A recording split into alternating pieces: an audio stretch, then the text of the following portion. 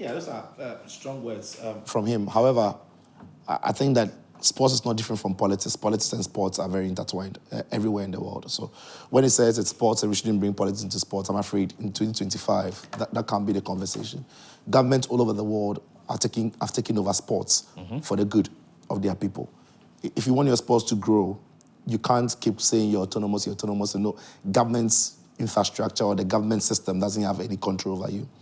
And I think that is the problem that I have with leaders of our sporting associations or federations.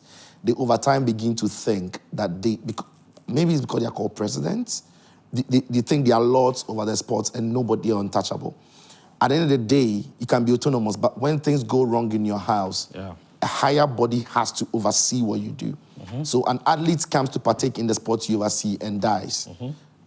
Who should take care of that? Who should? It becomes a diplomatic matter. Absolutely. Who outside the sports is better placed to look into the matter than the sector ministry, which is the Ministry of Youth and Sports. And they put together a committee. If you want to raise questions or queries about some of the things that they put in their report, go straight to it.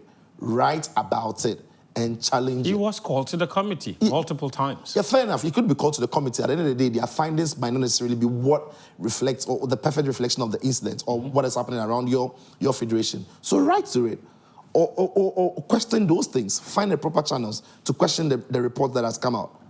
But when you come and you begin to speak the way you speak, then the sense I get is they are undertones, they are personal issues.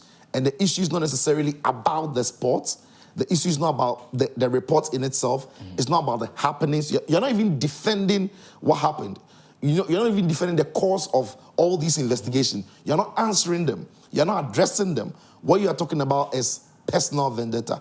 And for me, it's unthinkable that anybody handling any federation would think that they are so autonomous that governments, sector like the Ministry of Youth and Sports, in relation to the GBA, have got no authority over them.